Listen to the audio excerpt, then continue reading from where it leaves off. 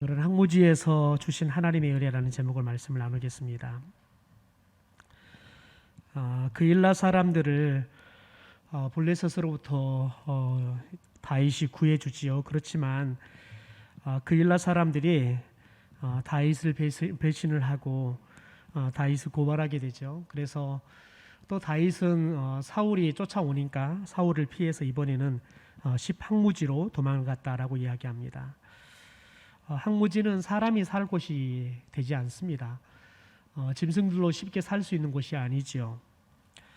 그러니까 여러분 항무지에서 편안한 삶 그리고 풍부한 삶을 산다는 것은 전혀 기대할 수 없습니다. 더군다나 그곳에서 단지 사울 왕으로부터 목숨을 안전하게 지킬 수 있는 곳이라는 것 빼놓고는 다윗에게는 아무것도 줄 수가 없는, 어떻게 보면 그냥 그야말로 척박한 곳이 항무지였습니다. 여러분, 그런데 다윗은 이 항무지에서 하나님의 이로 또 하나님의 도우심을 체험하게 되어집니다. 항무지 같은 세상을 살아가는다라고 우리를 이야기하죠. 우리가 사는 세상이 어떻게 보면 항무지라고 그러면 전혀 어울리지 않습니다. 왜냐하면 너무 풍부하니까요. 우리가 당장 먹고 싶으면 나가면 우리가 골라서 먹을 수 있을 만큼 넉넉하지 않습니까?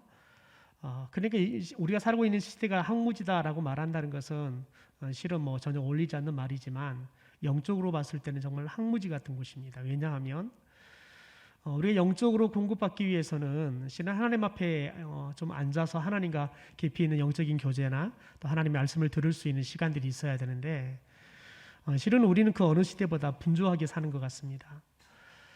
어떻게 보면 그 어느 시대보다 가장 빠른 시대를 살고 있어요. 교통도 빠르고 더 나아가서 우리가 사용하고 있는 핸드폰으로도 전 세계를 그냥 가장 빠른 시간 안에 다 볼 수 있을 만큼, 그리고 정보도 정말 빠르게 저희들이 검색해서 알 수 있습니다. 그런데 이런 빠른 시대에 살고 있지만 중요한 것은 뭐냐면 이 빠르다는 것이 마냥 우리에게 좋은 것이 아니라 영적인 부분에 있어서는 실은 우리가 영적으로 하나님께 집중할 수 없게 하는, 우리를 굉장히 영적으로 산만하게 하고 더 나아가서는 우리가 봐야 될 것도 가야 될 것도 더 나아가서는 만나야 될 것도 너무 많다는 겁니다. 그래서 어떻게 보면 이 세상은 영적으로는 정말 항무지와 같은 곳이다. 왜냐하면 우리가 영적으로 우리를 풍요롭게 할 수 있는 것은 하나도 없고 오히려 영적으로 우리를 방해하고 영적으로 더 가난하게 하는 것들만 가득하기 때문에 그렇습니다. 그래서 영적으로 항무지와 같은 이 세상 속에서 저와 여러분이 하나님의 놀라우신 손길을 통해서 이로와 또 도우심의 손길을 경험한다는 것, 그것은 그 어느 시대보다 절대적으로 필요한 시대라고 말할 수 있을 것 같습니다. 여러분, 오늘 특별히 다윗이 사울을 피해서 항무지로 가요. 그런데 하나님께서 이 항무지에 아무도 없지만 홀로 있는 것처럼 다윗이 사울을 피해서 아무도 없는 것처럼 애롭게 있는 것처럼 보이지만 14절에 보니까 하나님께서 그곳에 다윗이 가장 좋아하는 사람을 보내고 있는 것을 보게 되어집니다. 여러분, 특별히 보면 15절 16절을 볼까요? 15절 16절을 같이 한번 좀 읽어보시죠. 같이 읽죠. 시작. 다윗이 사울이 자기의 생명을 빼앗으려고 나온 것을 보았으므로 그가 십광야 수풀에 있었더니 사울의 아들 요나단이 일어나 수풀에 들어가서 다윗에게 이르러 그에게 하나님을 힘있게 의지하게 했더니 17절까지 같이 읽어볼까요? 시작. 곧 요나단이 그에게 이르기를 두려워하지 말라. 내 아버지 사울의 손이 내게 미치지 못할 것이요 너는 이스라엘 왕이 되고 나는 내 다음이 될 것을 내 아버지 사울도 안다 하니라.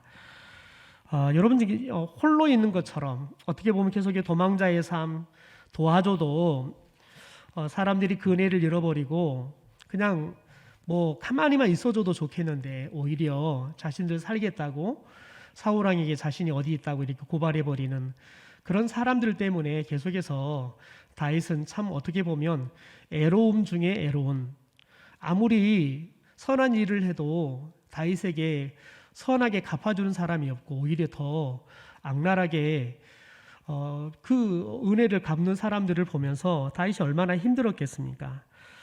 여러분 우리들이 계속해서 사람에게 실망하다 보면 자연스럽게 하나님에 대해서도 실망합니다. 내가 이렇게 하나님의 사람들에 대해서 이렇게 사람들에게 이렇게 내가 계속해서 당하고 있는데 하나님은 도대체 뭐 하시는 건가? 정말 하나님이 나를 사랑하시기는 하는 건가? 하나님이 나를 도와주시기는 도와주는 건가? 라는 생각들이 찾아오는 거지요. 여러분 그런데 하나님께서 요나단을 보냅니다. 요나단을 보내서 이런 영적인 침체에 빠질 수밖에 없는 그런 상황 가운데 놓여 있는 다윗에게 하나님께서 힘과 더 나아가서 위로의 말씀들을 주고 있는 걸 봅니다. 그리고 격려를 주시고 또 약속을 다시 한번 상기시켜 주고 있는 것을 보게 되어집니다. 여러분 요나단이 와서 뭐라고 다윗에게 이야기를 합니까? 가장 먼저 말하는 게 뭐냐면 16절에 하나님을 힘있게 의지해라 라고 이야기합니다. 하나님을 힘있게 의지해라. 여러분 이것처럼 큰 위로가 어디 있겠습니까? 오직 지금 다윗이 이렇게 쫓겨 사는 것은 뭐냐면 하나님 때문에 쫓겨 사는 겁니다. 그런데 그 하나님이 자신을 조금 더 도와주지 않는 것처럼 느껴져요. 내가 이렇게 하나님을 따르는 게 이렇게 힘들다 그러면 나 하나님 따르지 않는 게 낫겠어. 여러분 그런 생각이 들게 마련이지요. 그런데 요나단이 와서 가장 먼저 이야기하는 게 뭐냐면 너 하나님께 힘있게 의지해라. 왜냐하면 다윗이 하나님을 의지하는 믿음이 여러 가지의 사건들을 통해서 힘이 빠지니까요. 힘이 빠지니까요. 여러분 사람이 이렇게 최소 한 번이라도 이렇게 좀 내가 원하는 대로 일이 좀 돼야지 사람이 힘이 나잖아요. 또 기도를 해도 하나님께서 한 번이라도 응답을 해줘야지 9번 응답하지 않으더라도 그 한 번 응답한 것 때문에 버티는 거지요. 그런데 어떻게 보면 하나님께서 계속해서 다윗에게는 실패하는 것처럼 아무리 선으로 갚아도 사람들은 그 은혜를 원수로 갚아버리고 계속의 도망자의 삶을 살아야 되는 다윗의 그런 인생이 얼마나 다윗에게 영적으로 힘이 빠지는 시간들이었겠습니까? 그런데 요나단이 와서 그런 다윗의 영적인 상태를 정확하게 간파하고 야, 너 하나님 힘있게 의지해라. 너 하나님 힘있게 의지해라 라고 이야기하는 거예요. 여러분 누가 이런 이야기를 할 수 있을까요? 하나님을 힘있게 의지하는 사람만이 이런 이야기를 할 수 있는 거예요. 더 나아가서 여러분 말이라는 것은 때가 중요해요. 어떻게 보면 다윗에게 가장 지금 적절할 때 아니겠습니까? 요나단은 어떻게 보면 여러분 다윗보다 훨씬 더 영성이 깊은 것 같아요. 그러니까 여러분 다윗이 잘 되면 하나님의 뜻대로 되면 요나단은 자신은 죽어야 될지도 몰라요. 자신에게 보장되어 있던 왕의 자리가 다윗에게 넘어가요. 그런데 그것을 요나단은 다 받아들여요. 하나님의 뜻으로 다 받아들여요. 그리고 심지어 다윗이 하나님의 뜻대로 왕이 되기 위해서 옆에서 계속해서 격려해요.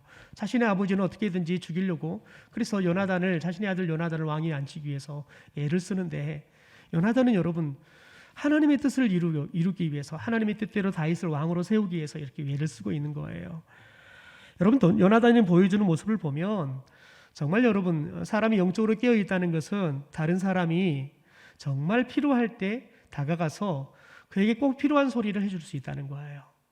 하나님 메시지가 되어서 그에게 하나님의 격려가 될 수 있다는 거예요. 여러분 저와 여러분에게 요나단 같은 그런 필요적절하게 찾아와서 우리에게 위로해 줄 수 있는 그런 영적인 동역자가 있게 되기를 소망합니다. 물론 저와 여러분이 그런 좋은 동역자가 되어줄 수 있다 그러면 참 좋겠습니다. 여러분 그런데 요나단이 그 다음에 뭐라고 말합니까? 17절에 이렇게 말합니다. 요나단이 그에게 이르되 두려워하지 말라. 내 아버지 사울의 손이 내게 미치지 못할 것이다. 여러분 오늘 말씀을 보지만 천하의 다윗이 사울을 두려워했다라고 이야기해요. 사울을 두려워했다. 그런데 요나단이 와서 뭐라고 말하냐면 두려워하지 말라는 거예요. 그러면서 그렇게 말합니다. 사울의 손이 내게 미치지 못한다는 거예요. 우리 아버지 사울왕의 손이 너를 절대 해칠 수도 없고 죽일 수도 없어. 그러니까 두려워하지 마. 두려워하지 마. 이 말은 무슨 말이냐면 하나님이 너 지켜줄 거야. 하나님이 우리 아버지의 손으로부터 너를 지켜줄 거야. 여러분 이 이야기를 지금 하고 있는 겁니다. 그러면서 여러분 마지막 뭐라고 말합니까? 정말 결정타를 날립니다. 너는 이스라엘 왕이 되고 나는 내 다음이 될 거야. 그러면서 뭐라고 말합니까? 내 아버지 사울도 이 사실을 알고 있다라고 이야기해요. 여러분 이게 정말 쉬운 말이냐고요. 이게 쉬운 말이냐고요. 여러분 우리들은 남이 잘 되는 꼴 보기 싫잖아요. 남이 잘 되는 꼴이 보기 싫잖아요. 그런데 요나단은 그것도 자신을 밟고 다윗이 왕이 될 거예요. 그런데 그런 다윗에게 뭐라고 말하냐면 너가 이스라엘 왕이 될 거야. 그리고 나는 너의 다음이 될 거야 라고 이야기하는 거예요. 여러분, 사람이 낮은 데 있다가 높아지는 것이 쉬워요. 그런데 높은 데 있다가 낮아지는 것은 쉽지 않아요. 지금 요나단이 이야기하는 것은 뭐냐면 지금은 요나단이 여러분 이스라엘의 2인자예요. 그런데 자신이 다윗 밑으로 내려가겠다는 거예요. 다윗의 신하가 되겠다는 거예요. 여러분, 이 사실을 우리 아버지도 안다는 거예요. 여러분, 요나단은 철저하게 이런 고백을 할 수 있는 이유가 뭐냐면 이게 하나님의 뜻이라는 확신이 있기 때문에 그렇습니다. 여러분, 우리들이 하나님의 뜻과 나의 욕심, 나를 향한 축복, 여러분 이것들 중에서 저와 여러분이 하나님의 뜻을 붙잡을 수 있는 믿음의 용기가 있어야 돼요. 하나님의 뜻을 쫓으면 내가 축복을 놓쳐야 돼요. 여러분, 그런데 요나단은 하나님의 뜻을 쫓기 위해서 아버지의 뜻대로 하면 본인이 왕이 될 수 있어요. 왜냐하면 사울왕이 어쨌든 죽일 거니까요. 그런데 여러분, 요나단은 이 세상의 원리는 왕의 권력에 의해서 움직여지는 것이 아니라 하나님의 주권에 의해서 움직인다는 사실을 안 거예요. 그러니까 아버지의 의도대로 자신이 다음 2대 왕이 되어지는 것이 아니라 하나님의 뜻대로 다윗이 왕이 되고 자신은 다윗의 신하가 될 것이라는, 여러분, 하나님의 뜻을 순종하는, 여러분, 그런 고백을 하는 거죠. 또 그 하나님의 뜻이 이루어지기 위해서 본인이 다윗에게 어떻게 보면 나를 밟고 너가 왕이 되어라 라고 이야기를 하는 것과 같은 거지요. 여러분, 우리가 하나님의 뜻을 쫓는다는 것, 때로는 여러분 내가 나의 생명을 내어놔야 할 수 있어요. 더 나아가서는 나의 자존심도 내어놔야 되고요. 내가 오히려 하나님의 뜻을 쫓으려다가 오히려 사람들에게 수모를 당해야 돼요. 여러분, 그런데 저와 여러분이 하나님을 정말 사랑하고 하나님의 뜻이 그게 분명하다는 사실을 안다 그러면 결코 그것이 여러분 우리에게 부끄럽지 않아요. 우리가 복음을 전하다가 사람들에게 때로는 모함을 당하기도 하고 때로는 욕을 얻어먹기도 하지요. 내가 이 일을 안 했으면, 내가 복음 안 전했으면 이렇게 내가 이런 수모 안 당해도 되는데, 그런 생각이 들 때도 있죠. 그러나 우리들이 그럼에도 불구하고 우리들이 그런 수모를 당하면서 그런 마음의 아픔을 당하면서도 우리들이 꿋꿋하게 가서 여러분 복음을 전하는 이유가 뭡니까? 그게 하나님의 뜻이기 때문에 그렇습니다. 그게 하나님의 사랑이기 때문에 그렇습니다. 여러분, 하나님은 저와 여러분이 얼마나 일을 잘하느냐, 우리가 몇 사람을 구원했느냐, 거기보다 우리가 하나님의 뜻에 대해서 어떤 마음을 가지고 어떤 태도로 응답하느냐, 응하느냐, 하나님께서는 그걸 보시는 거예요. 왜냐하면 열매는 우리의 몫이 아니라 하나님의 몫이기 때문에 그러는 거예요. 우리의 몫은 하나님의 뜻에 순종하는 것까지가 우리의 뜻인 거예요. 우리가 해야 할 일인 거지요. 그래서 하나님은 우리에게 뭘 보냐면 너가 열매를 몇 개 남겼느냐 보다는 너가 어떻게 나의 말씀에 순종했느냐. 여러분, 그래서 착하고 충성된 종이다 라고 이야기하는 거예요. 착하고 충성된 종이다. 그러니까 여러분 2달란트를 남긴 종이나 5달란트 남긴 종이나, 여러분 중요한 건 뭐냐면 가정을 본 거예요. 너가 착하게 충성스럽게 일했다는 거예요. 하나님은 너가 5달란트 남겼느냐 2달란트 남겼느냐 따지지 않아요. 너가 어떻게 충성했고 너가 어떻게 내가 맡긴 일들을 감당했냐 본다는 거지요. 여러분, 저와 여러분 가운데 이 요나단처럼 하나님의 뜻이람이 기꺼이 나를 낮출 수 있는 믿음의 용기가 있게 되기를 소망합니다. 하나님의 뜻이라면 나를 밟고라도 다윗이 높아져 가는 것들을 기꺼이 받들 수 있는, 그래서 나보다 남이 더 잘 되는 것들을 기꺼이 축하하며 박수를 보내줄 수 있는, 여러분 그런 믿음의 도도함이 있게 되기를 주님의 이름으로 축원합니다.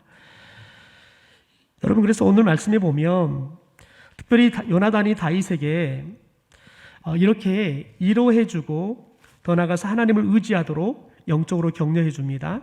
더 나아가서는 너 두려워하지 말아라. 절대 우리 아버지 사울왕이 너 해칠 수 없다 라는 말로 그에게 격려해 주지요. 더 나아가서는 그가 너의 꿈이 반드시 하나님이 너의 꿈을 이루게 하실 거라는 것, 하나님이 너를 이스라엘 왕으로 세우는 이 꿈을 하나님께서 이룰 것이라는 것들에 대해서 요나단이 분명하게 다시 한번 이야기해 줍니다. 여러분, 그러면 요나단으로부터 듣는 것보다 더 확실한 게 어디 있겠습니까? 왜냐하면 다음 왕은 요나단이 가장 유력한 사람 아니겠습니까? 그런 요나단이 뭐라고 말하냐면 하나님이 너가 두 번째 이스라엘 왕으로 세우겠다 말한다고 생각해 보십시오.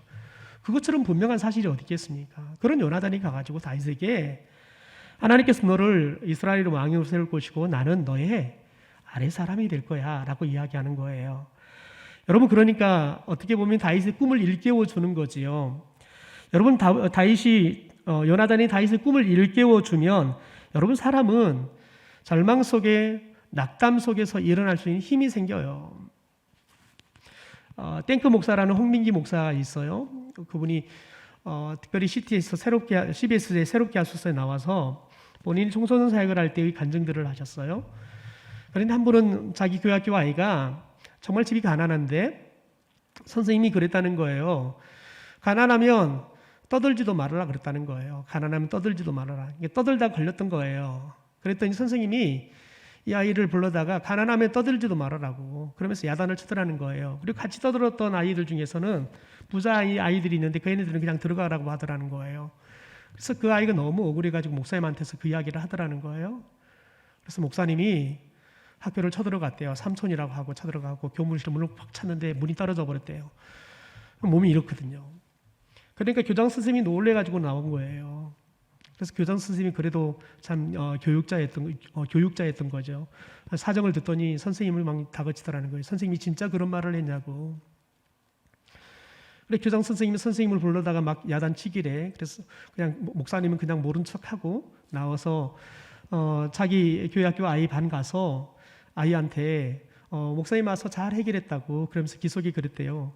앞으로도 이런 일이 있으면 언제든지 이야기해. 목사님이 날마다 올게. 여러분, 그런데 그 아이가 그때부터는 이제 목사님 편인 거죠. 목사님이 하자는 대로 다 하는 거예요. 여러분, 왜 그럴까요? 자신의 편이 되어주니까요. 자신은 가난해서 엄마 아빠는 바빠서 자신이 뭘 하는지 어려운 일이 있어도 학교에서 불러도 올 수 있는 시간적 여유가 없는 거예요. 자기 편은 아무도 없는 거예요. 그런데 목사님이 자신 편이 되어주는 거지요. 여러분, 이렇게 누군가가 내 편이 되어줘서 내 옆에 있다는 것만으로도 힘이 되는 거예요. 여러분, 그러면 사람은 살 힘이 생기고요. 더 나아가서 살아갈 이유가 생기는 거예요. 그리고 함께 의지할 만한 사람이 있다는 것은 여러분, 지칠 때 다시 내가 기대고 일어날 수 있는 발판이 있다는 거예요. 여러분, 그러면 사람은 살아나는 거지요. 마치 요나단이 지금 다윗에게 그런 역할을 하는 겁니다. 여러분, 우리는 성령의 사람들입니다. 성령은 이로자입니다. 격려자입니다. 성령은 치유자입니다. 성령은 우리에게 말씀을 늘 전달해 주는 분이십니다. 저와 여러분이 성령의 사람답게 때로는 이로자가 되고 때로는 격려자가 되고 때로는 하나님 말씀을 전달해 줄 수 있는 그런 축복의 사람들이 되기를 주님의 이름으로 축원합니다. 여러분, 이런 중에 다윗이 10항무지에 있는 것을 그 지역 사람들에게 노출이 돼요. 그들은 다윗에게 사울을 고발을 합니다. 사울이 다윗을 도왔던 제사장 무리를 몰살하는 이 효과가 이 10항무지 지역에 있는 사람들에게도 나타난 거지요. 대단하지요. 너희들 다윗을 도우면 이렇게 몰살을 시켜버리겠다고 본보기를 보였던 일이 이렇게 엄청난 파급 효과가 나타난 겁니다. 그러니까 10사람들이 다윗이 여기 있다는 것들에 대해 고발을 하게 되어집니다. 여러분, 이로 인해서 또 이제 사울이 다윗을 잡으러 오는 거지요. 여러분, 그런데 우리들이 하나님의 선한 사람들을 위험에 빠뜨리기 위해서 아까 협력하는 이 10사람들의 모습들을 오늘 우리가 보게 되어집니다. 여러분, 왜 10사람들이 지금 이렇게 사울왕과 협력해서 선한 다윗을 죽이려고 합니까? 이유는 간단합니다. 자기들도 제사장의 사람들처럼 몰살당하지 않기 위해서 원치 않지만 다윗을 고발하고 그래서 사울과 손을 잡는 겁니다. 여러분, 우리들이 예수를 믿는 사람이라고 말하지만 때로는 우리가 손해보지 않기 위해서, 때로는 여러분 우리들이 다른 사람들에게 지지 않기 위해서, 또 빼앗기지 않기 위해서 우리들이 악과 우리들이 한패가 되는 경우들이 얼마나 많습니까? 우리는 그런 일들을 세상에 살면서 비일비재하게 경험하고 봅니다. 또 교회 안에서도 그런 일들이 비일비재하게 일어나지요. 특별히 약한 사람들을 자꾸 앙따를 지키기도 하지요. 여러분 교회 안에서 어떻게 보면 약자가 주인공처럼 대우를 받아야 되는 겁니다. 교회 안에서는 병들고 힘이 없는 사람들이 늘 주인처럼 대우를 받아야 되는 거예요. 여러분 그게 하나님의 나라이기 때문에 그렇습니다. 그런데 우리들이 그런 사람들과 함께 한다는 건 불편해요. 제가 청주에 사회 갈 때 자폐를 가지고 있는 아이가 있었습니다. 그런데 이 아이는 자폐가 이렇게 발동하기 시작하면 예배 시간이든 뭔 시간이든 상관없습니다. 막 정말 늑대처럼 소리를 칩니다. 개성을 지르고 막 온 예배실을 뛰어다닙니다. 여러분 그러면 예배가 난장반이 되는 거예요. 예배를 드릴 수가 없어요. 그런데 그 아이의 엄마가 교회학교 선생님이세요. 여러분 그런데 그 아이 때문에 선생님은 늘 예배를 드릴 때마다 죄인이 되는 겁니다. 우리 아이 때문에 늘 교회학교 예배가 방해를 받고 다른 아이들에게 늘 이렇게 피해를 입힌다고 생각하는 거예요. 그래서 제가 선언을 했어요. 우리는 이 아이가 하나님 앞에 예배할 수 있도록 우리가 함께 도왔으면 좋겠다. 그리고 이 아이가 이렇게 예배를 드리다 큰 소리를 치는 것들은 이상하게 생각하지 말아라. 이 아이가 그냥 이렇게 하는 것은 정상이다. 자폐를 가지고 있는 아이들이 보이는 정상적인, 극히 정상적인 그런 현상이다. 아이들에게 미리 다 가르쳤어요. 아이들이 설명하고 그럴 때마다 또 설명해주고, 여러분에서 몇 달을 설명하니까 아이들이 더 이상 아이가 막 예배 시간에 뛰어다니고 해도 괜찮아요. 그러면서 여러분 매백 예배를 도입하게 됐는데, 매백 예배는 모두가 함께 뛰는 거예요. 같이 막 그냥 온 예배실이 같이 뛰어다니고 같이 뒹굴고 하는 거예요. 그러니까 여러분 이 아이가 예배 시간에 막 발작하며 뛰면서 소리치고 하는 것들과 애들이 찬양하며 뛰는 것이나 구별되지 않아요. 하나님께서 그렇게 같이 어우러 줄 수 있는 예배를 주셨어요. 여러분 그러니까 그 아이의 자폐가 조금도 불편하지 않게 돼요. 여러분 그런데 처음에는 정말 불편해요. 말씀 한참 집중해서 아이들에게 전달하고 있는데, 아이들이 이제 저에게 집중해서 아이들이 말씀을 막 듣고 있는데, 이 아이가 한순간 제게 집중하고 있는 아이의 시선을 다 뺏어가 버려요. 그러면 다시 그 아이들이 시선을 빼서 설교한다는 것은 거의 불가능해요. 왜냐하면 이 아이의 그 개성과 소리치는 것, 뛰어다니는 것들은 멈추지 않기 때문에 그렇습니다. 그러니까 얼마나 힘들겠습니까? 여러분 그런데 하나님이 제게 주신 마음이 뭐냐면, 저런 아이들과 함께 예배 드릴 수 있다 그러면 하나님은 그 예배가 아이들이 말씀을 잘 들을 수 있는 예배이든 그렇지 않든 하나님께서는 기뻐하신다는 그 마음을 함께 교사들과 큐티를 나누는 가운데 하나님께서 말씀을 주셨어요. 교사들과 그걸 나누었어요. 교사들이 다 동의해 주셨어요. 여러분 그런데 그 아이의 엄마가 나중에 이제 저희들이 예배 도입 부분을 선생님들이 극으로 만들어서 그때 당시에 굉장히 유명한 개콘이나 이런 거에 나오는 여러 가지 비슷한 것들을 말씀을 적용할 수 있는 것들로, 아니면 도입할 수 있는 것들로 극을 써가지고 선생님들이 연습을 해서 그렇게 설교 도입 부분을 하는 거예요. 여러분 그런데 그 엄마가 그렇게 이제 그 글을 쓰는, 대본을 쓰는 것에 헌신하기 시작하는 거예요. 여러분 그런데 정말 대본을 잘 쓰는 거예요. 그러면서 그분이 나중에 그런 말을 해요. 자기에게 이런 재주가 있는 줄 몰랐다는 거예요. 그래서 매주마다 그분이 대본을 쓰는 거예요. 그리고 매주마다 선생님들 2시간, 3시간 예배를 연습을 해서 예배를 드리는 거예요. 여러분 그런데 그 덕분에 교회학교 예배가 아이들이 30명, 40명 예배 드리던 예배가 120명이 넘기 시작했어요. 더 이상 예배당이 애들이 넘쳐가지고 뭐 강단과 아이들이 앉아있는 자리가 구별되지 않을 만큼 꽉 차버렸어요. 여러분 하나님께서 그런 아이들을 담아내고 같이 어우러지는 예배를 드리기 시작하니까 하나님께서 그렇게 하나님을 들어 쓰시기 시작하시더라는 거예요. 여러분, 우리들이 교회 안에서 때로는 약자들, 때로는 조금 불편하게 하는 사람들과 같이 더불어서 함께 살아간다는 것은 정말 불편한 일이에요. 때로는 어려운 일이에요. 때로는 그 사람 때문에 다른 사람들이 마음이 다칠 수 있어요. 그러나 여러분, 우리들이 그런 사람들을 껴안을 수 없다 그러면 더 이상 교회로서의 생명력이 없는 겁니다. 여러분, 교회는 늘 약한 사람들, 힘없는 사람들, 억울한 사람들, 더 나아가서는 세상에서 조금 더 인정받지 못한 사람들이 교회 안에 들어와서 인정을 받고 또 세워줌을 받고 격려를 받는 그런 공동체가 되어야 될 줄 믿습니다.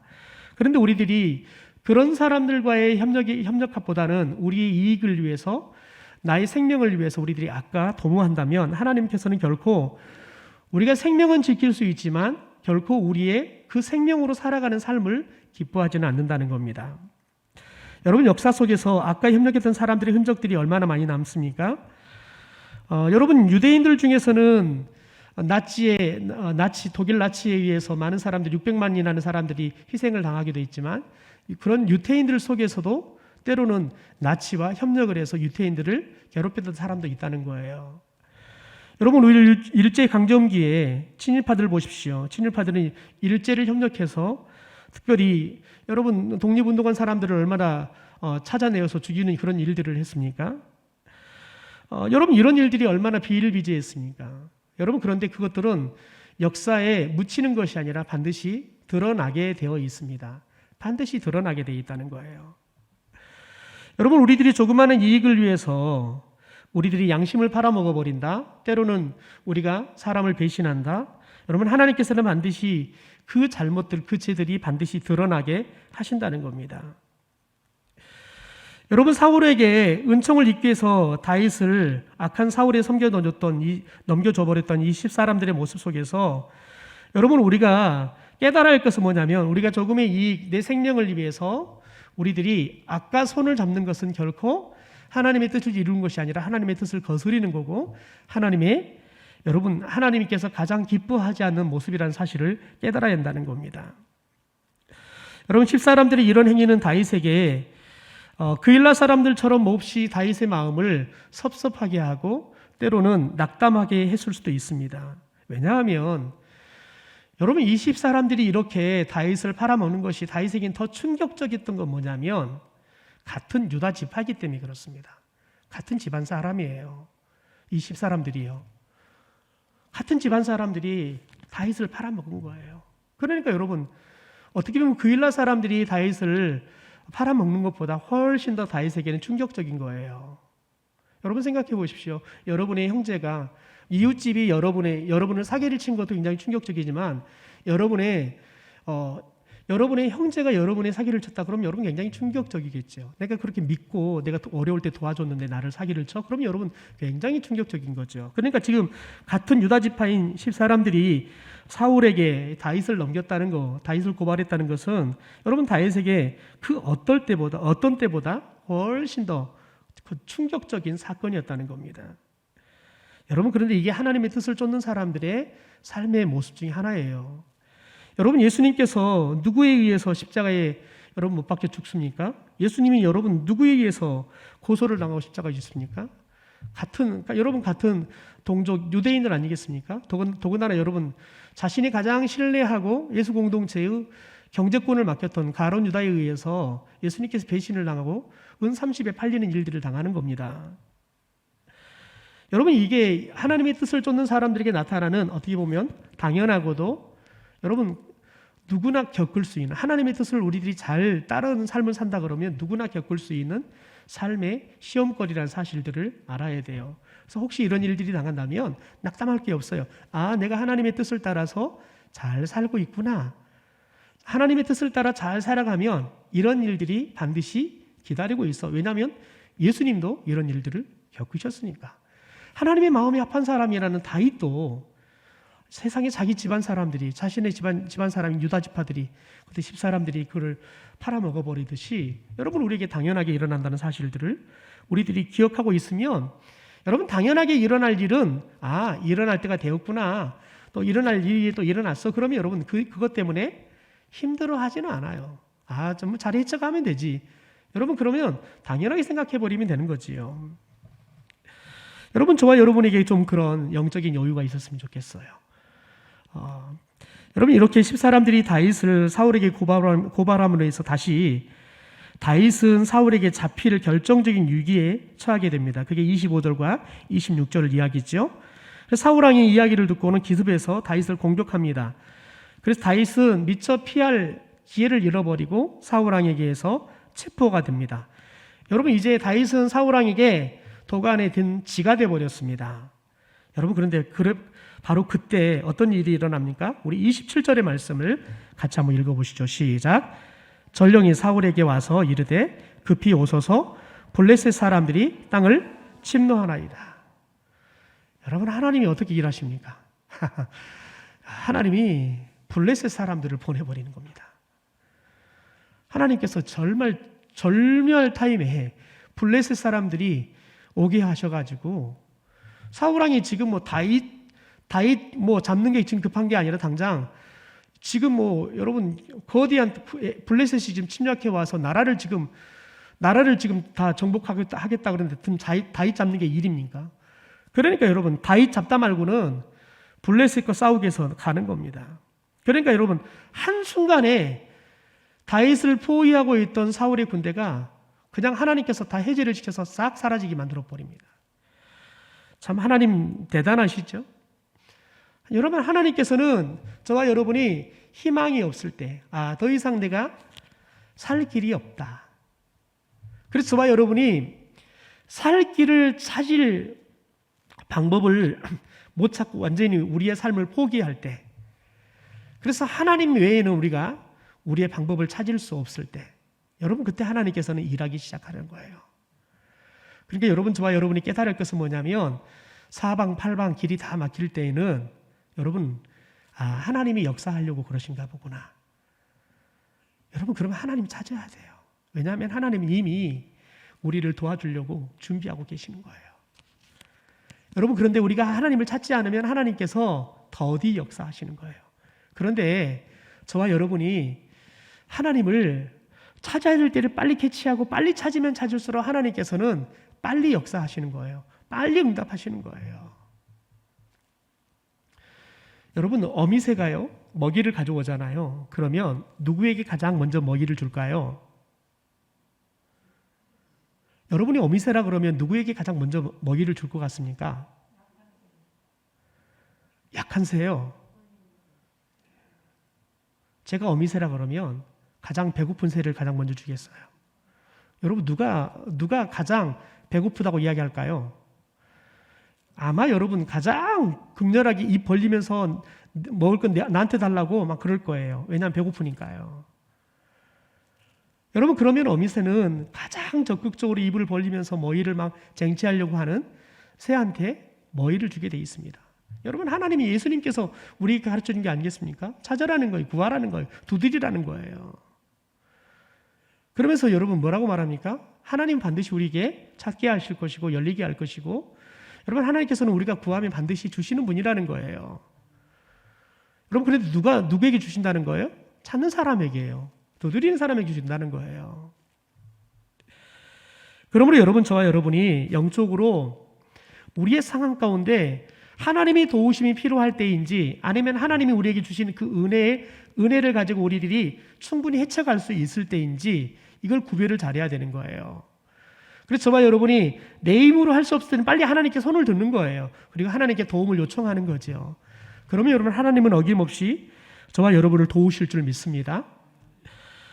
여러분 그래서 오늘 다윗이 이런 하나님의 역사를 경험하고 난 다음에 여러분 보십시오. 28절 같이 한번 읽어보겠습니다. 시작. 이에 사울이 다윗을 뒤쫓기를 그치고 돌아와 블레셋 사람들을 치러 갔으므로 그곳을 셀라 하마누곳이라 칭하니라. 셀라 하마누곳 어떤 뜻이냐면 분리하시는 바위 이런 뜻이 있습니다. 그러니까 하나님께서 다윗을 죽이려고 하는 사울과 다윗을 분리시켜 주시는 거예요. 그냥 분리시켜 주시는 거예요. 지금 다윗에게는 죽음이 완전히 임해버렸어요. 그런데 하나님이 다윗과 죽음을 완전히 분리시키시는 거예요. 다윗이 지금 적의 공격으로 죽게 생겼어요. 그런데 적과 다윗을 완전히 분리시켜 주시는 거예요. 여러분, 하나님께서는 오늘도 저와 여러분이 살아가는 데 있어서 저와 여러분을 죽이기에 찾아오는 사울과 같은 여러분 그런 죽음의 고비들이 올 때마다 하나님께서는 우리를 그 죽음과 분리시켜 주시는 하나님인 줄 믿습니다.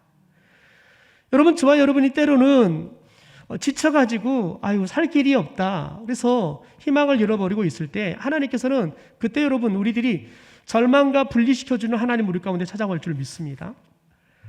여러분, 그래서 우리들이 끊임없이 여러분 하나님께서 저와 여러분과 함께 하시면서 늘 우리를 넘어뜨리려고 하는 여러분 그 외부의 세력으로부터 우리를 늘 분리시켜 주시는 거예요. 여러분, 하나님께서는 우리를 그렇게 분리되는 것, 그래서 하나님이 사람이 되는 걸 뭐라고 하냐, 거룩함, 이렇게 이야기해요. 거룩함. 여러분, 하나님은 절대 우리들이 하나님의 말씀에 딱 붙어서 하나님의 거룩한 백성이 될 수 있도록 하나님은 끊임없이 우리를 분리시키신다고요. 하나님의 사람들은 여러분 죽음과 함께 할 수 없어요. 왜냐하면 하나님의 사람들은 영원한 생명을 가진 사람이기 때문에 그렇습니다. 하나님의 사람들은 어둠과 함께 할 수 없어요. 왜냐하면 하나님의 사람들은 빛의 자녀이기 때문에 그렇습니다. 그러니까 우리는 끊임없이 하나님이 분리시켜서 하나님이 우리를 거룩하게 만들어 가실 줄 믿습니다. 그러므로 여러분, 저와 여러분이 늘 하나님이 분리시킬 때, 저와 여러분이 하나님이 분리를 시킬 때 그 분리를 당할 수 있는 사람들이 돼야 된다는 거예요. 그런데 하나님이 분리할 때 우리가 하나님의 그 분리의 손길을 잡지 않고 자꾸 여러분 죄와 죽음과 악과 한편이 되려고 하면 여러분 그만큼 저와 여러분이 힘이 든 거예요. 왜냐하면 하나님의 힘을 거슬려야 되니까요. 여러분, 시편 23편 4절의 말씀을 좀 같이 한번 읽어볼까요? 같이 읽죠. 시작. 내가 사망의 음침한 골짜기를 다닐지라도 해를 두려워하지 않을 것은 주께서 나와 함께 하심이라. 주의 지팡이와 막대기가 나를 안위하시나이다. 여러분 보십시오. 사망의 음침한 골짜기를 다녀요. 그런데 여러분, 이것은 사망의 음침한 골짜기예요. 사망이 우리를 기다리고 있어요. 그런데 하나님께서 우리와 함께 하신다는 거예요. 그러니까 여러분, 저와 여러분이 이 사망으로부터 분리가 되는 거예요. 어떻게 분리시킵니까? 지팡이와 막대기를 가지고 우리를 편안하게 하고 더 나아가서 이루하시면서 우리를 분리시킨 거예요. 끊임없이 우리가 악의 편에, 사망의 편에 자꾸 서려고 그러면 여러분 막대기로 우리 목을 끌어다가 하나님 편에 세우는 거예요. 우리가 잘못된 길로 가려면 지팡이를 자꾸 두드려서 야, 거기는 잘못된 길이다, 하나님께서 자꾸 우리를 의로운 길로 세우시는 거예요. 여러분, 그런데 이걸 언제 해요? 하나님은 항상 하신다. 24시간 365일 항상 하고 계신다는 거예요. 여러분, 시편 54편의 말씀을 보면 특별히 다윗을 집사람들이 고발하여 잡을 때 여러분 다윗이 지은 시입니다. 여러분, 그런데 그래서 이 54편의 말씀을 표제를 이렇게 해놨습니다. 우리 같이 한번 읽어볼까요? 시작. 십사람이 사울에게 이르러 말하기를 다윗이 우리가 있는 곳에 숨지 아니하였나이까 하던 때에. 그러니까 여러분, 이 54편은 특별히 십사람이 사울 왕에게 다윗을 고발했을 때 여러분 그때 잡히게 되었을 때 지은 시라는 거예요. 그러니까 다윗의 기도예요. 여러분, 그런데 여러분 이 기도가 다윗을 이 이기로부터 구원해냈을 것이다. 하나님께서 블레셋을 동원하는 일들이 있었을 것이다 라고 해석하는 신학들도 있습니다. 여러분, 하나님께서는 우리의 기도를 통해서 우리를 구원하시기 위해서 일하신다는 거예요. 다윗이 여러분 이렇게 억울하게 자신의 가족들인 20사람들에 의해서 고발을 당했을 때, 그래서 사울이 자기를 지금 완전히 에워싸서 완전히 이제 포로가 되어서 잡혀서 죽기 일보 직전에 다윗이 뭐 했다는 거예요? 시편 54편의 기도를 드렸다는 거예요. 그러니 하나님이 이 다윗의 기도를 들으시고 블레셋을 동원하셔서 사울과 그의 군사들을 다 블레셋에 있는 대로 다 몰아버렸다는 거죠. 그래서 하나님께서는 다윗을 이 기도를 통해서 살려주셨다는 거예요. 여러분, 항무지가 사람이 살 수 없는 곳입니다. 버려진 숲입니다. 그러나 여러분, 우리들이 항무지에서 어떤 은혜도 경험할 수 없지만 여러분, 그곳에 하나님이 계신다고 우리는 그곳에서 그 어떤 은혜도 다 경험하게 될 줄 믿습니다. 항무지가 여러분 사망의 자리일지라도 저와 여러분이 기도한다면 그것은 사망의 자리가 아니라 생명의 자리가 될 줄 믿습니다. 여러분, 그러므로 저와 여러분이 항무지에 있느냐 푸른 초장에 있느냐, 그것보다 더 중요한 건 뭐냐면 저와 여러분이 하나님과 함께하고 있냐는 거예요. 하나님이 저와 여러분과 함께하고 있냐는 거예요. 그런데 여러분, 분명한 것은 하나님은 저와 여러분이 때로는 죄를 지어도 함께하고 계실 줄 믿습니다. 저와 여러분이 하나님을 떠나버려도 하나님은 저와 여러분과 함께하실 줄 믿습니다.